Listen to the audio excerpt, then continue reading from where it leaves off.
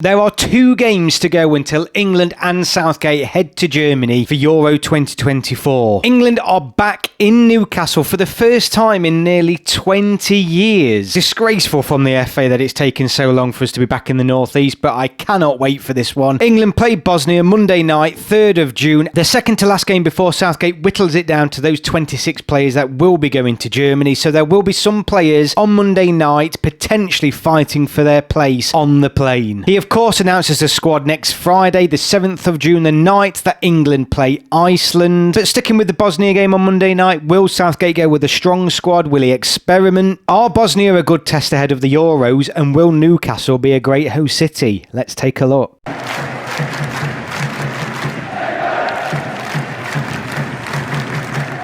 So stick around to the end of this video for my score prediction, but let's take a closer look at this Bosnian team that England are playing. This is England's actually first ever recorded match against Bosnia. For those that don't know or aren't old enough to remember, in 1992, Bosnia became independent from Yugoslavia, and since then, England and Bosnia have not played each other. So it's a great historical occasion actually in Newcastle. Now, Bosnia did fail to qualify for the Euros, finishing 5th in Group J, alongside Portugal, Slovakia, Luxembourg, Iceland and Liechtenstein. So they really are struggling at the moment, and actually they're a far cry away from the actually pretty good team that was around 15 years ago, when they were ranked around 13th according to FIFA World Rankings in 2013. Since then, though, they're all the way back. I believe it's like 74th. So they've been on a long, consistent decline over the past 10 years. Recently, they have suffered heavy losses as well. 4-1 to Luxembourg, 5-0 against Portugal, both in the qualification campaign. They've actually lost 5 in a row and lost 8 out of the previous 10 matches they've played. 2 of those games were victories, but only against Liechtenstein, so it gives a feeling of where this Bosnian team is really. Their current manager is Sergei Barbares, who enjoyed a significant career as a forward in the Bundesliga for Borussia Dortmund, Hamburg and Bayer Leverkusen in the early 2000s. He's only been in charge though since the 19th of April, so they're going to come to St James's Park with a new manager in charge, but that isn't something new for this team. They've actually on, I think, their 4th manager since January 2023, so they're going through the motions a little bit, struggling for form. By far, Bosnia's most famous player, particularly for English fans, is Edin Dzeko, all-time goal scorer for them and record appearance maker for the Bosnian national team. He is still playing at 39 and does still lead their line, or did do, in the European qualification campaign. And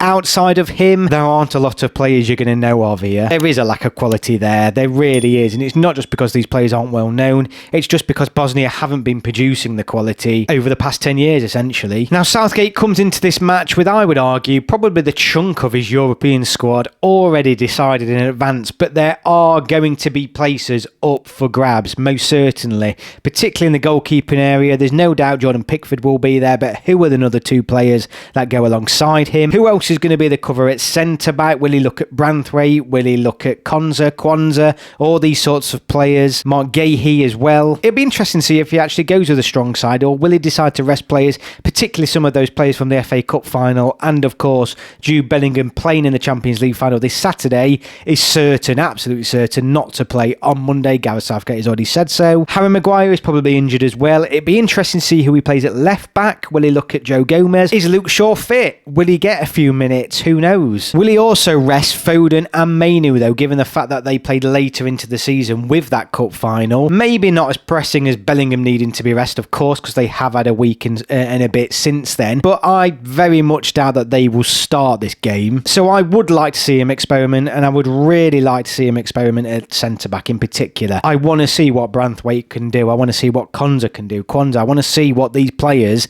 have as backup for Harry Maguire and John Stones. I think Harry Kane will start. I think Bukayo Saka will start. I think Declan Rice will start. I think John Stones will start. I think Jordan Pickford will start. So I think there will be a core set of players who will start this match. But will he have a look at Palmer, for example, on the left? I would love to see him do that in this match. Will he decide to look at Anthony Gordon, Eze. I think these players as well may get a look in this match alongside those at centre-back. So I think he'll experiment in some areas because of players finishing the season later and because of injury. James Maddison may probably get a game as well, with potentially Foden, Andrew Bellingham being rested. Is it now Maddison's chance to shine in that number 10 role? So there's plenty of options for Southgate to look at, and I expect him to look at them in this match. As for Newcastle, I think it's going to be a great atmosphere. I think outside of Newcastle, back at Wembley, this game has probably got one of those paper aeroplane nights at Wembley written all over it, where the atmosphere is going to be quite low. The football is probably going to be quite laboured. I think going to Newcastle, the atmosphere will be better, and I think the players will be up for it probably a little bit more as well. It just changes the dynamic instead of playing at Wembley all the time. As good as Wembley is, we all know these friendlies can become a little bit stale there,